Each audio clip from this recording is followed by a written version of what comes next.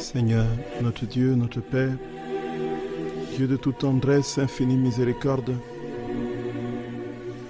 toi qui nous donnes aujourd'hui de contempler plus que jamais les merveilles de ton amour pour nous, nous voici devant toi, Seigneur, pauvres et insignifiants, incapables de poser notre regard sur toi sans être distraits par mille et une considérations loin de l'amour. Seigneur, le soldat au pied de la croix, lorsque ton sang et l'eau qui ont coulé de ton côté ont jailli sur son visage, son regard s'est renouvelé. Il a été entièrement transformé. Et il a dit, voici, celui-ci était le Fils de Dieu. Seigneur notre Roi, nous voici devant toi, nous voulons poser ton regard, Seigneur, sur ton côté ouvert. Pour que l'eau, le sang qui en jaillisse, éclabousse nos yeux et nos âmes, les yeux de nos âmes. Pour que nous ayons la claire vision, la claire perception de qui tu es et que nous acceptions que tu viennes loger en nous, Seigneur. Que nos vies soient transformées et que nous soyons nous aussi capables du même amour que toi, jusqu'au don de notre vie pour toi, si tu nous le demandais, en versant notre sang, jusqu'à la dernière goutte. Gloria, Gloria, Seigneur notre Roi. Que te dit d'autre, Seigneur notre Roi, sinon que nous n'avons que toi, et que nous voulons te le dire, avec le peu d'amour de notre cœur, conscient que tu seras seul capable de porter cet amour et d'y affecter le coefficient d'éternité qui fera que notre amour sera le tien. Seigneur notre Roi, nous voici devant toi, Seigneur. Nous sommes disposés à te suivre où tu voudras nous conduire. Et en dépit de tout ce que nous avons et de tout ce que nous faisons loin de toi, nous voulons te dire notre détermination, malgré nos pauvretés, à aller où tu voudras nous conduire, à nous laisser mettre notre tunique, attacher notre ceinture et nous laisser conduire là où nous ne voulons pas. Jésus d'amour, nous avons tout misé sur toi, Seigneur. Nous avons tout misé sur toi. Et nous savons qu'en dépit de toutes les contradictions, de toutes les épreuves de nos vies, en dépit de nos passions toujours aussi ténaces, nous sommes déterminés, Seigneur Jésus, avec ta sainte grâce et avec cette grâce sanctifiante opérante en nous, à nous laisser faire par toi et à ne vivre que pour t'aimer. Seigneur notre Roi, notre Dieu d'amour, à qui d'autre irons-nous, Seigneur? Tu as les paroles de la vie éternelle. Plonge-nous dans ton cœur. Plonge toute l'humanité passée, présente et future dans ton cœur. Et plonge, Seigneur, tous ceux qui ne te connaissent pas dans ton cœur. Réveille les charismes d'amour. Réveille les grâces de disponibilité, de service. Réveille les vertus d'obéissance. Réveille, Seigneur, tout ce qui dort au tréfonds de notre âme, parce que ta vie n'habite pas encore pleinement en nous. Seigneur, accomplis pleinement ta vie en nous. Nous t'en supplions, Jésus. Et donne-nous d'être d'autres petits toits dans ce monde perdu. Jésus, nous avons confiance en toi. Et nous savons que nous ne serons pas abandonnés. Notre cri monte vers toi, Seigneur, avec notre prière, te suppliant de venir établir ton règne dans les créatures. De venir établir ton règne dans les créatures. De venir établir ton règne dans les créatures. Jésus d'amour, sois béni, sois béni, sois béni, sois béni, sois béni. Viens régner dans nos âmes, Seigneur. Maranatha, Maranatha, viens régner, Jésus. Viens régner, Seigneur notre Roi. Viens régner, notre Maître. Viens régner, Jésus. Viens régner, Jésus d'amour. Viens régner. Gloria, Gloria, Gloria. Béni sois-tu, Jésus d'amour. Béni sois-tu éternellement. Béni sois-tu, Jésus. Béni sois-tu. Béni sois-tu. Béni sois-tu, Seigneur. Béni sois-tu, Jésus. Béni sois-tu.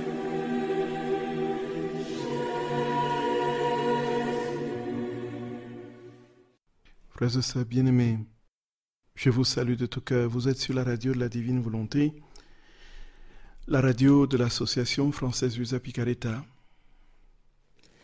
Nous remercions le Seigneur pour cette occasion qu'il nous donne et pour la grâce qu'il nous fait d'entrer dans les grands mystères de sa divine volonté, qu'il est venu donner en cadeau à notre humanité aujourd'hui.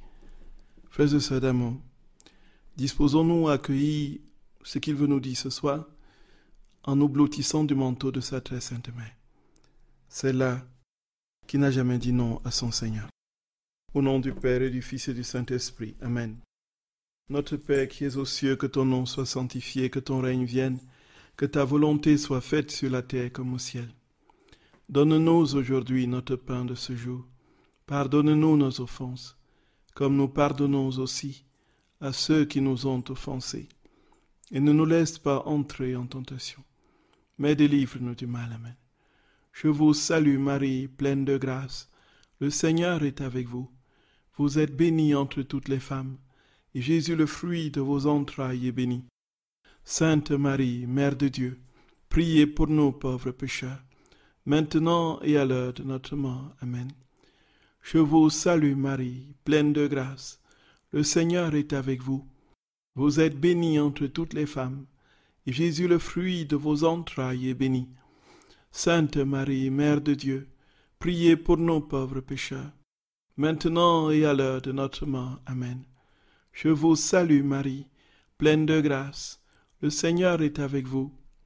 Vous êtes bénie entre toutes les femmes, et Jésus, le fruit de vos entrailles, est béni. Sainte Marie, Mère de Dieu, priez pour nous pauvres pécheurs, maintenant et à l'heure de notre mort. Amen. Je vous salue Marie, pleine de grâce. Le Seigneur est avec vous. Vous êtes bénie entre toutes les femmes, et Jésus, le fruit de vos entrailles, est béni. Sainte Marie, Mère de Dieu, priez pour nous pauvres pécheurs, maintenant et à l'heure de notre mort. Amen. Je vous salue Marie, pleine de grâce. Le Seigneur est avec vous. Vous êtes bénie entre toutes les femmes, et Jésus, le fruit de vos entrailles, est béni. Sainte Marie, Mère de Dieu, priez pour nous pauvres pécheurs, maintenant et à l'heure de notre mort. Amen. Je vous salue Marie, pleine de grâce. Le Seigneur est avec vous. Vous êtes bénie entre toutes les femmes, et Jésus, le fruit de vos entrailles, est béni. Sainte Marie, Mère de Dieu, priez pour nous pauvres pécheurs, maintenant et à l'heure de notre mort. Amen. Je vous salue Marie, pleine de grâce. Le Seigneur est avec vous. Vous êtes bénie entre toutes les femmes, et Jésus, le fruit de vos entrailles, est béni. Sainte Marie, Mère de Dieu, priez pour nous pauvres pécheurs, maintenant et à l'heure de notre mort. Amen. Je vous salue Marie, pleine de grâce. Le Seigneur est avec vous.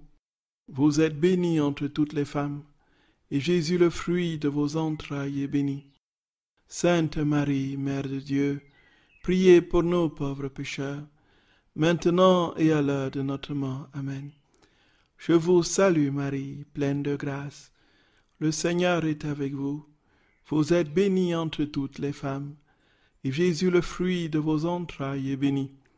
Sainte Marie, Mère de Dieu, priez pour nous pauvres pécheurs, maintenant et à l'heure de notre mort. Amen. Je vous salue Marie, pleine de grâce. Le Seigneur est avec vous. Vous êtes bénie entre toutes les femmes, et Jésus, le fruit de vos entrailles, est béni. Sainte Marie, Mère de Dieu, priez pour nous pauvres pécheurs, maintenant et à l'heure de notre mort. Amen. Gloire soit au Père, et au Fils, et au Saint-Esprit, comme il était au commencement, maintenant et toujours, et dans tous les siècles des siècles. Amen. Ô mon Jésus, pardonnez-nous nos péchés, préservez-nous du feu de l'enfer, et conduisez au ciel toutes les âmes, surtout celles qui ont le plus besoin de votre sainte miséricorde. Ô Marie conçue sans péché, priez pour nous qui avons recours à vous. Que par la miséricorde de Dieu, les âmes des fidèles trépassés reposent en paix. Amen. Au nom du Père, et du Fils, et du Saint-Esprit. Amen. Chers frères et sœurs d'amour, soyez le bienvenu sur la radio de la Divine Volonté, la radio de l'Association française Luisa Picaretta. Que notre Seigneur, dans son infini amour et tendresse, pose sa main sur chacun de vous et qu'il vous accorde la grâce de connaître, d'apprécier et d'accueillir le grand don de la Divine Volonté qu'il est venu nous faire en ce temps. Nous le bénissons pour l'occasion qu'il nous donne de continuer à méditer sur ces sublimes mystères qui ne prendront jamais fin, même dans l'éternité bienheureuse, dans le face-à-face avec lui. Soyez bénis, frères et sœurs d'amour, soyez bénis. Aimons Jésus de tout notre cœur. Laissons-le prendre possession de toute notre vie, les interstices les plus reculés de notre âme. Vivons de sa vie, très chers frères et sœurs bien-aimés. Vivons de sa vie, laissons-le vivre en nous. Soyez infiniment bénis. Frères et sœurs bien-aimés, nous allons aujourd'hui continuer avec l'obéissance. Et nous allons parler des fruits de l'obéissance.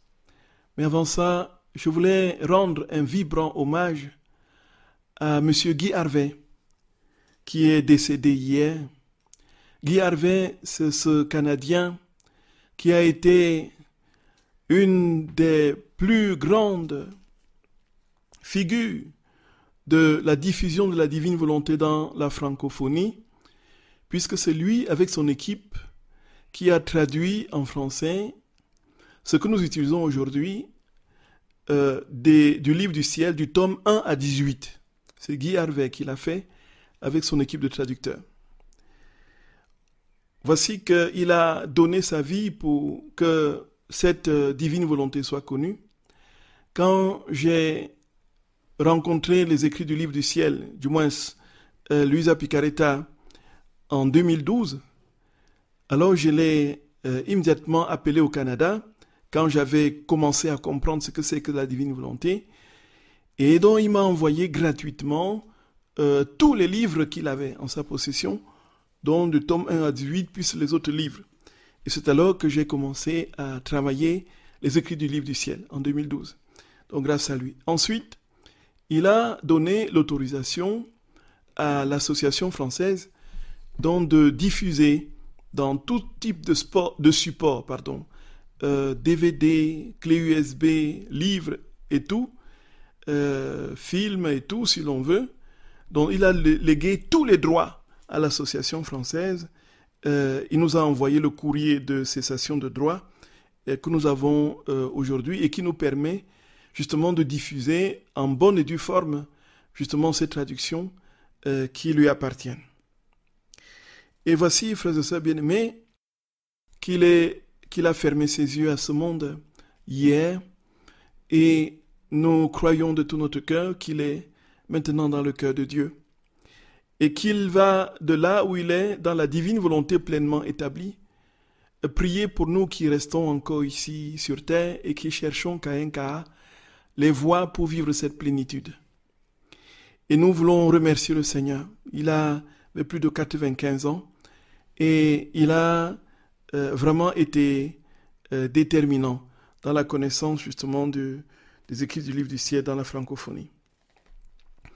Voici, frères et sœurs bien-aimés, que l'association canadienne a hérité de tout ce qu'il faisait et a d'ailleurs été pratiquement auprès de lui, puisque tous ses collaborateurs ont tout légué à l'association canadienne avec qui nous travaillons en étroite collaboration, Marie-Hélène de Dessay et le père André No. Voilà, frères et sœurs bien-aimés, nous disons aujourd'hui notre grande joie comme chrétiens et comme aspirant à cette vie dans la divine volonté, notre grande joie de voir notre frère aîné Guy Harvey être déjà dans cette gloire et cette lumière, et nous nous associons à la douleur de la famille et prions pour que le Seigneur apaise les cœurs et élève Guy Harvey toujours de contemplation en contemplation, de lumière en lumière, de gloire en gloire, dans l'éternité bienheureuse de son Créateur. Frères et sœurs bien-aimés, voilà l'hommage que je voulais lui rendre en ce début démission au moment où aujourd'hui il contemple son Seigneur. Frères et sœurs bien-aimés, cette émission sera la dernière de cette année avant la rentrée prochaine en septembre. Les retraites se succèdent et nous n'aurons plus l'occasion de faire d'émission jusqu'au mois de septembre. Frères et sœurs d'amour, nous allons donc, peut-être si le Seigneur le permet, terminer avec l'obéissance aujourd'hui. Il n'est pas sûr, mais nous allons faire ce qui est possible. Mais rien n'est sûr. Voici que nous avons parlé jusqu'ici de l'origine de l'obéissance. Et nous avons parlé aussi récemment, frères et sœurs, de la modalité de l'obéissance. Nous avons dit qu'il fallait obéir à Dieu et à Dieu seul, que Dieu était la source de toute obéissance et que l'obéissance était le fruit de l'amour. Il ne pouvait pas avoir une obéissance servile qui plaise à Dieu. Donc c'est l'adhésion totale, complète du cœur, de l'âme, de toutes les facultés de l'âme, de l'esprit, de la volonté, de la mémoire, de l'intelligence, qui vont générer les grâces nécessaires pour vivre la vie de Dieu. Donc l'obéissance sans amour est servilité et donc contre-productif. Et nous avons vu, frères et sœurs d'amour, que cette obéissance était implacable et redoutable.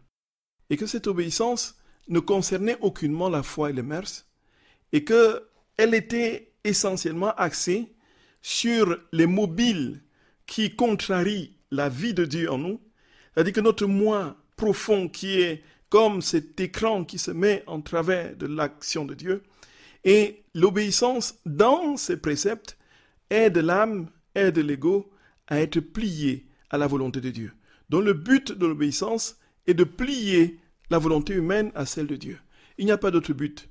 Et donc tout pourra être contrariant par rapport à nos souhaits, à nos besoins et à nos commodités, mais ce sera ressourçant et infiniment plus porteur dans l'œuvre que Dieu est en train d'accomplir en nous, c'est-à-dire nous donner la plénitude de sa vie, sa divine volonté. Et c'est pourquoi, frères et sœurs bien-aimés, nous allons, au cours de cette émission, essayer de parcourir très rapidement les différents fruits de l'obéissance. Quels sont les fruits de l'obéissance? Qu'est-ce qui vient au bout d'une pratique d'obéissance soutenue? Qu'est-ce qui vient après que nous ayons obéi?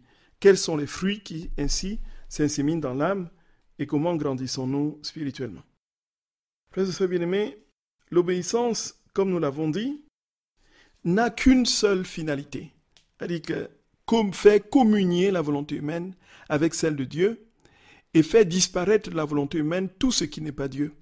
Donc la libérer de toutes les scories, de toutes les inclinations, de tous les penchants qui empêchent l'âme de vivre le ciel sur la terre.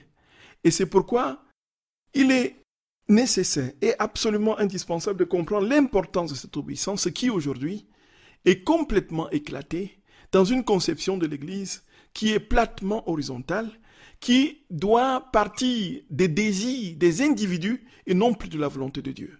Voyez, on est ici dans une démarche inductive, on part du bas vers le haut, là où le Seigneur a très clairement établi les choses du haut vers le bas.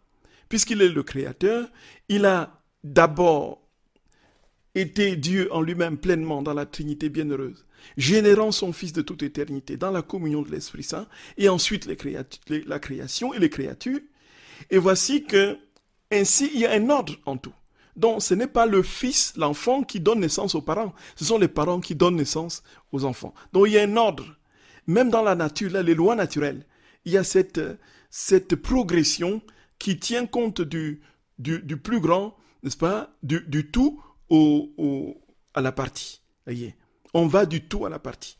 Voici que, aujourd'hui, dans une conception de la morale, là où il n'y a plus visiblement de morale qui soit établie de manière apodictique, c'est-à-dire nécessaire, universelle, transcendante, qui régit toutes les autres vérités parcellaires et partielles qui émanent de la conscience, des consciences individuelles parfois tronquées des personnes, des créatures. Du moment où on ne conçoit plus qu'il y a une vérité unique qui est capable de résumer toutes les vérités et qu'il y a des vérités, c'est-à-dire que chacun produit ses vérités, on comprend donc que tout est mis à la même sauce et que tout chemin, dit-on, mène à Rome. Donc on peut vivre comme on veut, pourvu qu'on soit dans la logique de sa vérité, on arrivera à la vérité un jour pleinement. Ce n'est pas comme ça que le Seigneur dit. Ce n'est pas ça qu'il dit. Il dit, je suis le chemin, la vérité et la vie. Nul ne va au Père sans passer par moi. Cela veut dire très clairement qu'il y a une vérité unique, transcendante, qui coordonne, régit toutes les formes de compréhension que l'on peut avoir du réel et justement de toutes les réalités qui nous entourent. Ici, frères et sœurs bien-aimés, nier la vérité transcendante, c'est nier Dieu lui-même, puisque Dieu est vérité, il s'établit comme étant la vérité unique. Et donc, si on refuse qu'il y a une vérité unique, et que chacun a sa vérité, selon sa conscience, cela veut dire qu'on nie Dieu. Voici, frères et sœurs bien-aimés, l'obéissance a ceci de particulier, qu'elle nous soumet à l'unique vérité. En fait, elle a pour but de nous faire communier avec l'unique vérité qui est Dieu, et de nous amener ainsi à vivre pleinement et divinement notre vie sur la terre, à l'instar des bienheureux qui sont au ciel. Parce que le but, c'est de vider le cœur de l'homme, l'âme humaine, pour l'attacher, frères et sœurs d'amour, pour l'attacher à lui. Voici que notre très saint Seigneur dit à Luisa Picaretta que l'âme qui obéit reçoit toutes les couleurs divines. Qu'est-ce que cela veut dire? Nous comprenons bien. C'est que l'âme reçoit ce que Dieu est. L'âme est continuellement en train de ressembler à Dieu. C'est ça. C'est-à-dire quand un caméléon va en un lieu, il prend la couleur du lieu. Alors on n'arrive pas à le distinguer de là où il est. Voyez? C'est-à-dire que quand il arrive dans un feuillage vert, il prend la couleur verte. Alors on n'arrive pas à le distinguer. C'est-à-dire que nous sommes mêlés à Dieu. De sorte que quand on nous voit, on ne peut pas nous voir sans voir Dieu. On ne peut pas voir Dieu sans nous voir. Jésus parle des couleurs divines. Ici, il y a, frères et sœurs bien-aimés, quelque chose de particulièrement... Et alors, ce qui se passe, c'est que si nous sommes ainsi abandonnés à Dieu et que nous recevons ces couleurs, qu'est-ce que nous devenons? Nous devenons tout simplement, nous disparaissons à nos propres passions. Nous nous laissons comme des petits enfants dans les bras du Père qui nous porte dans son cœur. Et puis, nous pouvons dormir, nous pouvons ronfler et le Seigneur fera tout. Voyez. Dans l'obéissance, nous n'avons plus à nous inquiéter. Ce n'est plus nous qui nous inquiétons.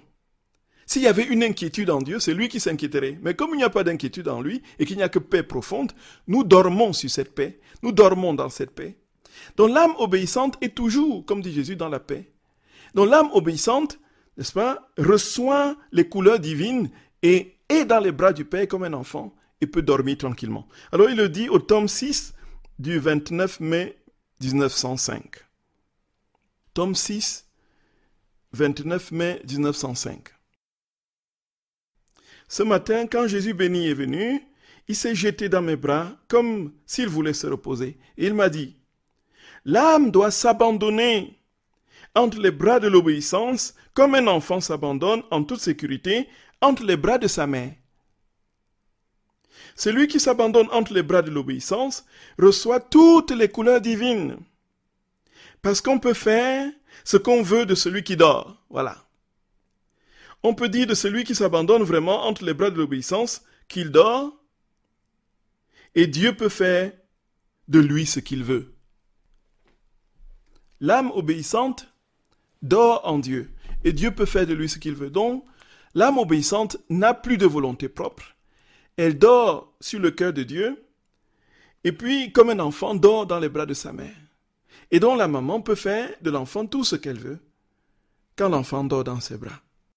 Gloria, Gloria, Gloria, frères et sœurs d'amour, frères et sœurs bien-aimés. Ce sont des paroles sublimes, d'une hauteur, d'une profondeur inégalable. Jésus dit aussi que l'obéissance permet à Jésus d'entrer dans l'âme.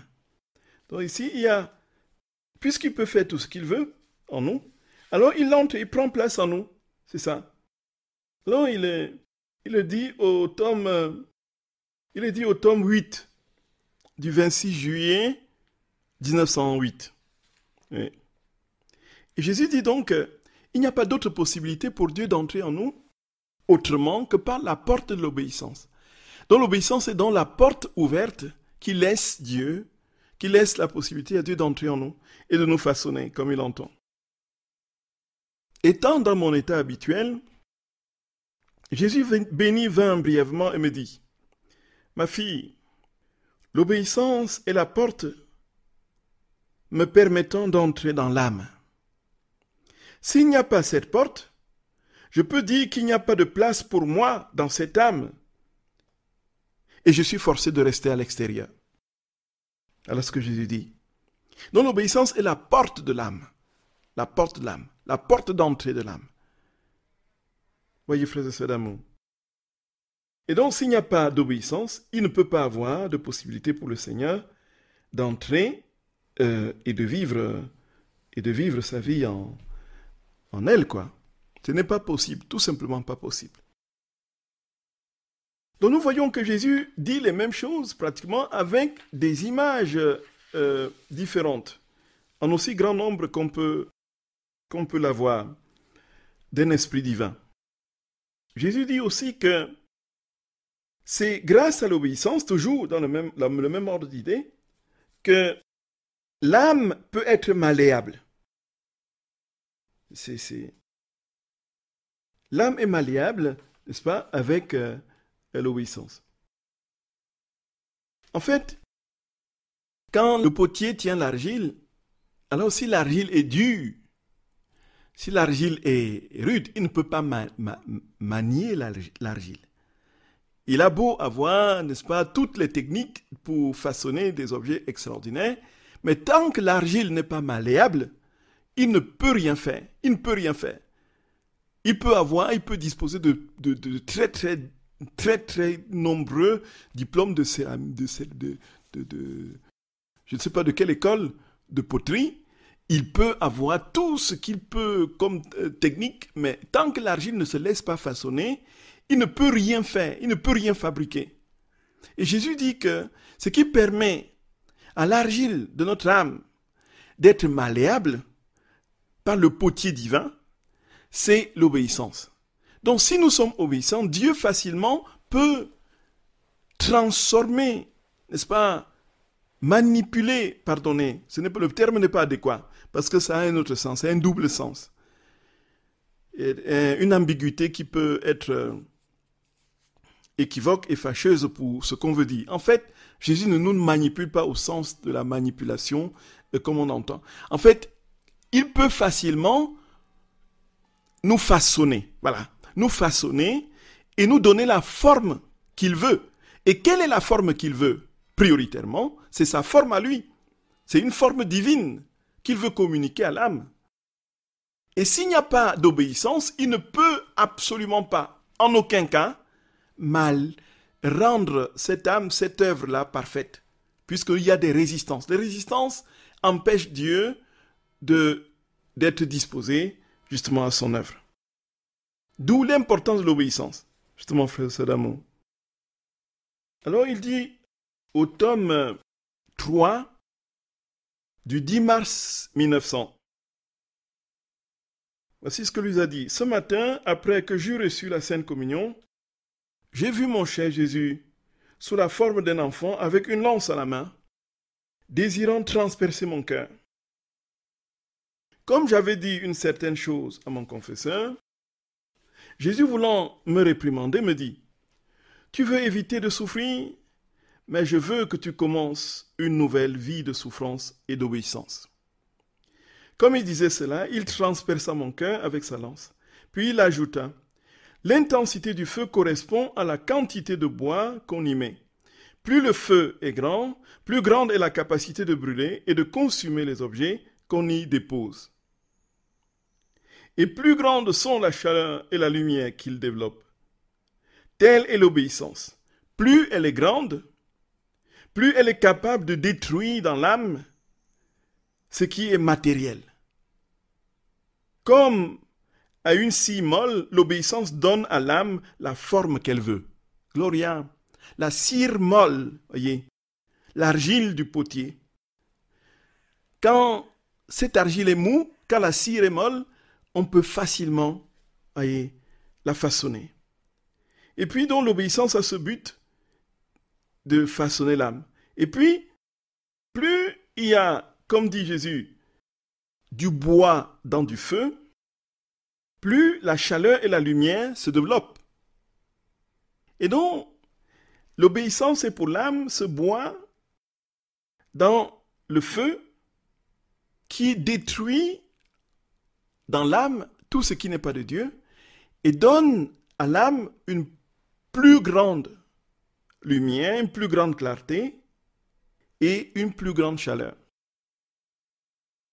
Et nous, frères et sœurs d'amour, c'est au tome 3 du 10 mars 1900. Donc nous sommes toujours dans les fruits de l'amour, les fruits de l'obéissance. Et notre fruit, frères et sœurs d'amour, c'est que quand l'âme est obéissante, le moi qui est la cause de tous ces malheurs est préservé de tout ce qui peut le conduire loin de Dieu. C'est-à-dire qu'en fait, en quelque sorte, l'obéissance détruit le moi au sens de cette volonté propre qui me conduit loin de Dieu. Et me protège l'âme de tout ce qui pourrait enfler l'âme et l'amener à se substituer à Dieu, ou du moins à tenter de se substituer à Dieu, puisque c'est le but de l'orgueil, prendre la place de Dieu. Frères et sœurs bien-aimés, nous comprenons au fur et à mesure que le Seigneur développe ses vérités sur l'obéissance, combien il est important, indispensable d'être obéissant.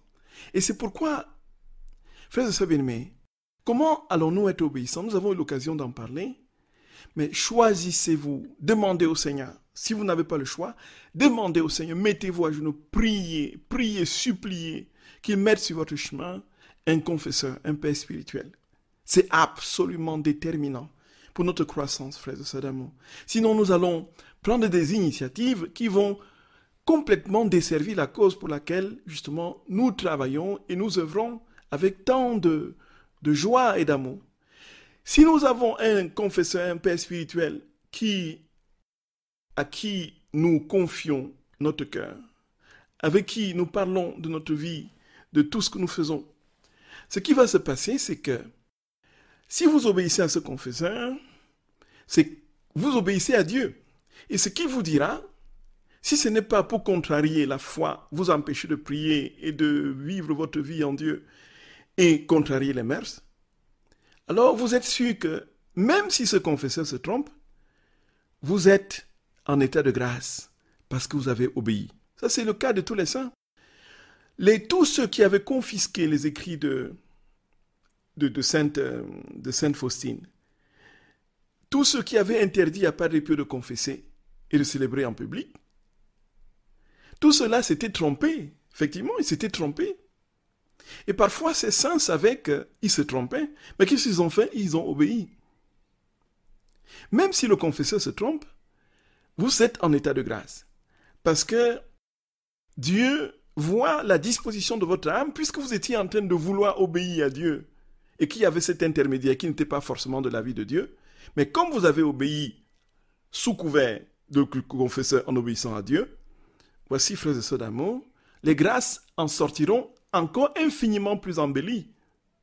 Et vous serez dans un état de constater que votre ministère, votre œuvre, ce que vous vouliez faire et penser, parce que vous avez obéi, va porter infiniment plus de fruits. C'est cela. Obéissance. Donc Jésus dit que l'obéissance garde l'âme en sécurité, donc contre les assauts du moi, de la volonté propre. Il le dit au tome 4, au tome 4 du 22 novembre 1901. Au tome 4 du 22 novembre 1901. Jésus constate d'abord que le moi, en fait, c'est l'origine de toutes nos ruines, bien sûr. Et donc, sans le moi, l'âme serait en complète et totale sécurité. Donc, si le je, c'est moi, c'est moi, c'est moi, tout est centré sur moi, c'est moi, c'est moi, c'est moi, voyez? C'est moi. Et le moi qui induit toutes les passions contraires à la vérité de Dieu et à son amour. Voyez? Et là, c'est absolument indispensable, frères et sœurs d'amour. Absolument indispensable. Voici que, au tome 4 dont je lis le passage, après avoir passé des jours très amers et remplis de larmes, de privations et de silence, mon pauvre cœur n'en pouvait plus. Le tourment de me trouver hors de mon centre qui est Dieu est tellement grand que je me vois continuellement ballotté comme dans les bourrasques d'une violente tempête. Une tempête déchaînée au point de me faire subir la mort à chaque instant. Et ce qui est pire encore, de ne pas mourir vraiment. Alors que je me trouvais dans cet état, Jésus se fit voir brièvement et me dit, « Ma fille, lorsqu'en toute chose une âme fait la volonté d'une autre personne, on dit qu'elle a confiance en la volonté de cette autre personne. Par conséquent, elle vit de la volonté d'autrui et non de la sienne. Il en est ainsi quand l'âme fait en tout ma volonté. J'ai dit qu'elle a la foi. Ainsi, la divine volonté et la foi sont deux branches issues d'un seul tronc. Et comme la foi est simple, la foi et la divine volonté produisent une troisième branche qui est la simplicité. Ainsi, l'âme en vient à épouser les caractéristiques de la colombe. Ne veux-tu donc pas être ma colombe? Donc, si tu veux être colombe, n'est-ce pas, laisse la divine volonté agir en toi dans l'obéissance et dans la foi qui va te rendre encore plus simple, te plonger dans la simplicité des colombes. Soyez simples comme des colombes, dit Jésus. Dans une autre occasion, un autre jour, Jésus me dit, « Ma fille, écoutons, frères et sœurs d'amour, les perles, l'or, les pierres précieuses, les choses les plus précieuses se conservent bien protégées à l'intérieur d'un coffret à double clé. Que crains-tu donc? Si je te tiens bien protégé dans le coffret de la sainte obéissance, gardienne très sûre, où non pas une seule clé, mais deux clés tiennent la porte bien fermée. » Donc, l'obéissance, nous avons vu quelle était la porte. Et puis, le Seigneur dit, dans cette autre image, que l'obéissance, c'est le coffret. Le coffret dans lequel, n'est-ce pas, sa divine volonté est conservée. C'est inouï, frères et sœurs d'amour. C'est inouï. C'est inouï. C'est inouï. Et là, il dit, dans le coffret de l'obéissance dans laquelle l'âme est conservée, il n'y a pas qu'une seule clé, il y a deux clés. Mais ce sont ces deux clés qui tiennent la porte fermée, afin de garder l'entrée interdite à tout voleur. Et ainsi de te garder à l'écart de tout défaut.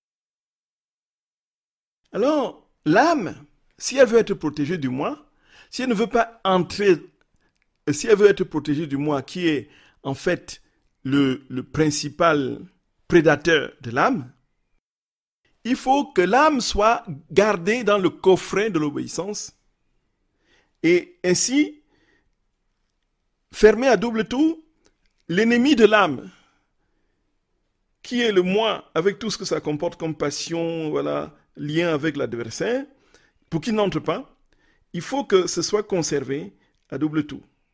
Et ainsi, il n'y aura pas de défaut, il n'y aura pas d'attaque extérieure possible, puisque l'âme est protégée. Et Jésus conclut en disant, « Le moi porte la marque de toutes les ruines, et sans le moi, tout est en sécurité. » Nous serions en sécurité, dans une sécurité parfaite et totale, s'il n'y avait pas ce moi. C'est ça en fait.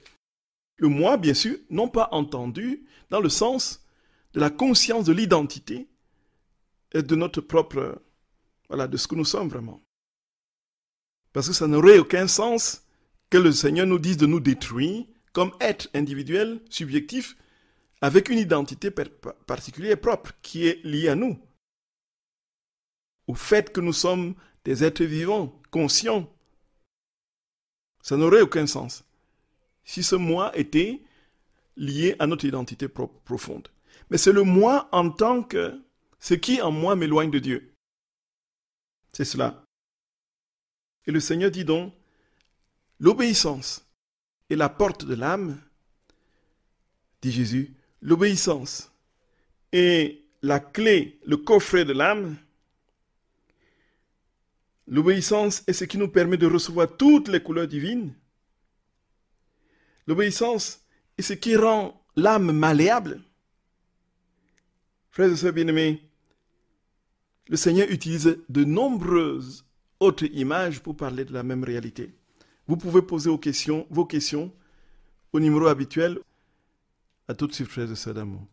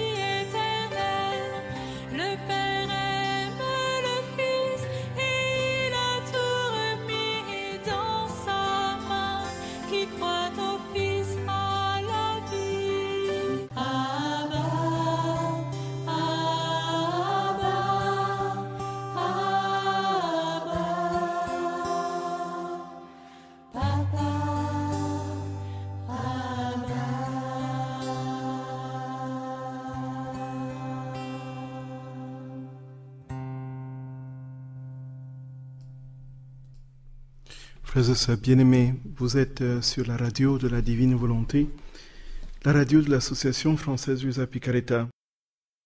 Frères et sœurs bien-aimés, donc il y a une question, sur la différence entre la vérité et la volonté. Ouais. Donc, la vérité, c'est ce qui est. Ce qui est. C'est l'objectivité parfaite, telle que la réalité se manifeste parfaitement sans détour. Alors le mensonge, c'est ce qui n'est pas. Et donc, qu'est-ce qui est vraiment de manière parfaite? C'est Dieu. Dieu seul est. Je suis celui qui suis. Voilà la vérité. Et Jésus dit à l'usage, je suis le chemin, la vérité, la vie. Donc la vérité n'est pas une idée, ce n'est pas un ensemble de choses qui se mettent ensemble dans une déduction logique, puisque l'on connaît que, puisque l'on sait que l'esprit humain peut produire dans une rigoureuse logique deux réalités contraires, aboutir à deux conclusions diamétralement opposées, pourtant conduites par une logique rigoureuse. Voilà. Donc ce n'est pas la logique qui fait la vérité. La logique, c'est l'objectivité parfaite. Et cette objectivité parfaite, c'est Dieu. Jésus dit, c'est moi la vérité. La vérité n'est pas une idée, c'est une personne. C'est Jésus. Et donc la volonté humaine, bien sûr, c'est une des facultés de l'âme, avec la mémoire et l'intelligence. C'est dans la volonté que sont logés nos actes, puisque c'est la volonté qui active l'acte, qui active justement la pensée ou la mémoire pour que l'acte soit souvenu ou l'acte soit posé. En fait, en quelque sorte, la pensée et la mémoire activent la volonté qui met justement les choses. Donc je pense quelque chose et je le mets en action. dans mon esprit vient le chocolat et je vais à la cuisine chercher le chocolat. Et donc, si je ne veux pas ce qui est venu à mon esprit, donc la pensée du chocolat restera une simple pensée, mais ne passera pas en acte. Si vous voulez, la volonté, c'est ce qui permet de réaliser les actes induits par la mémoire, l'intelligence, et ainsi de suite. Donc la volonté porte cela. Et donc il y a la divine volonté qui est la volonté justement de la Trinité, qui permet à la Trinité de poser des actes à l'extérieur d'elle-même et de vivre ça, ce qu'elle est en elle. C'est la plus grande faculté d'ailleurs de l'âme.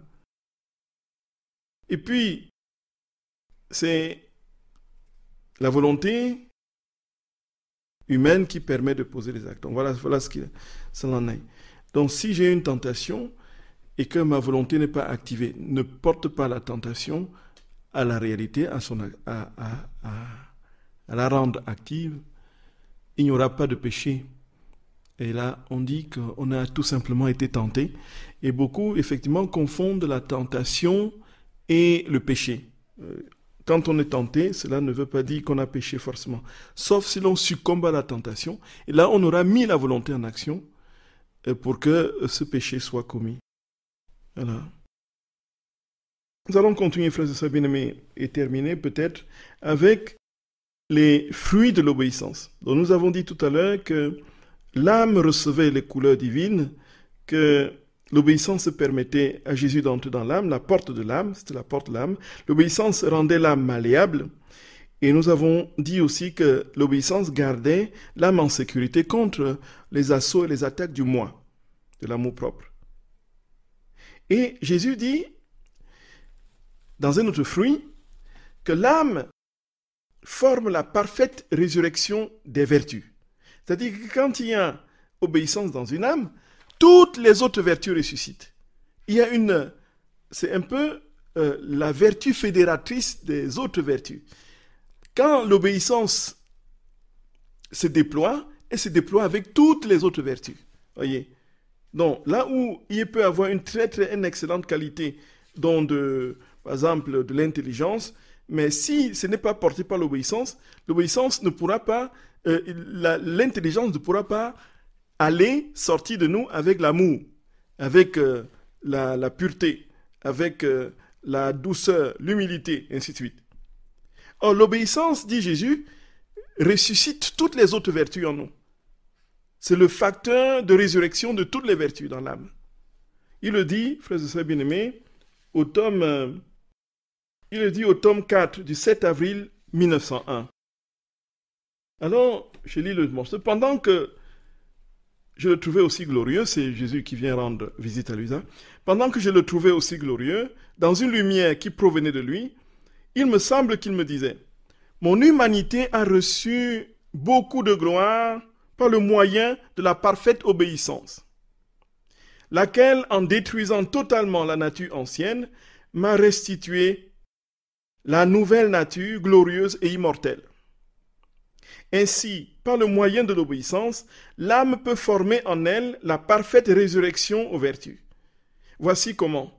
Si l'âme est affligée, l'obéissance la fera ressusciter à la joie.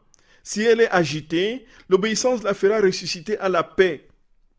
Si elle est tentée, l'obéissance lui procurera une chaîne plus forte pour lier l'ennemi, et elle la fera ressusciter victorieuse des embûches diaboliques. Si l'âme est assiégée par les passions et les vices, l'obéissance en tuant ceux-ci la fera ressusciter aux vertus. C'est ce que l'obéissance fait dans l'âme. Et lorsque le temps sera venu, elle causera aussi la résurrection du corps. Gloria! Béni sois-tu, Jésus d'amour. Elle dit que quand le temps viendra, c'est l'obéissance qui va causer la résurrection du corps. Ça veut dire quoi? Ça veut dire que nous allons ressusciter en obéissance à la parole de Dieu qui nous demandera de ressusciter. Voilà, c'est ça. Si nous sommes dans l'affliction, l'obéissance, dit Jésus, nous met dans la joie. Et si nous sommes agités, l'obéissance nous mettra dans la paix. Si nous sommes tentés, l'obéissance nous donnera une plus grande force pour lutter contre l'ennemi. Et nous serons victorieux de tout ce que l'ennemi pourra mettre sur notre chemin comme embûche. Et si c'est les passions et les vices, nous allons ressusciter aux vertus. Et lorsque l'heure viendra, c'est l'obéissance qui nous fera ressusciter des morts. Gloria! Frères et sœurs d'amour, c'est beau, c'est beau, c'est beau. C'est au tome 4 du 7 avril 1901. C'est beau, frères et sœurs d'amour, c'est beau. C'est beau, c'est beau. C'est beau. Et Jésus dit, c'est clair, pas besoin de faire plusieurs commentaires pour comprendre cette vérité. Et il dit aussi, on va terminer avec l'obéissance pour commencer un nouveau thème la prochaine fois. L'obéissance rend l'âme aussi inébranlable, forte et robuste. Il le dit à Luisa Picaretta au tome 7 du 20 novembre 1906. Voici ce qu'il dit. Ma fille, l'obéissance rend l'âme inébranlable, c'est-à-dire forte et robuste, de telle manière que toutes choses paraissent comme des vêtis devant la force divine qu'elle possède. L'âme obéissante peut tout dominer et rien ne peut la déranger. Ayant dit cela, il disparut.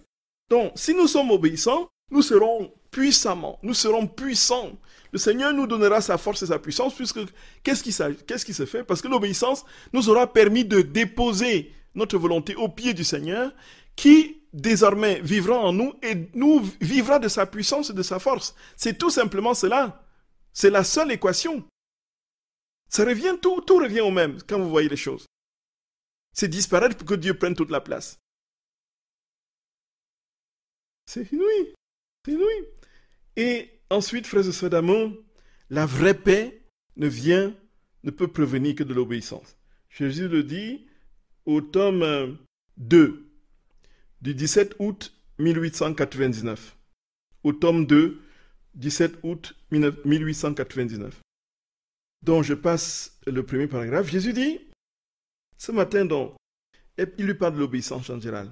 Donc c'est mieux Donc ce matin, après avoir communié, j'ai dit à mon aimable Jésus, comment se fait-il que cette vertu d'obéissance soit si impertinente et même parfois capricieuse? Il me répondit, si cette noble dame est telle que tu le dis, c'est parce qu'elle doit faire mourir tous les vices, et puisqu'elle doit donner la mort, elle doit être forte et courageuse. Pour arriver à ses fins, elle doit parfois user de caprices et d'impertinence, cela étant nécessaire pour ceux qui doivent tuer le corps. Pourtant, si fragile. Cela est encore plus nécessaire quand il faut tuer les vices et les passions, lesquels peuvent revenir à la vie alors qu'on pensait les avoir tués. Oh oui, il n'y a pas de vraie paix sans obéissance. Et si l'on croit jouir d'une certaine paix sans elle, c'est une fausse paix. C'est une fausse paix, dit Jésus. La désobéissance s'accorde bien avec nos passions, mais jamais l'obéissance. Quand on s'éloigne de l'obéissance, on s'éloigne de moi, le roi de cette noble vertu, et on court à sa perte. L'obéissance tue la volonté propre et déverse dans l'âme les grâces divines par torrent.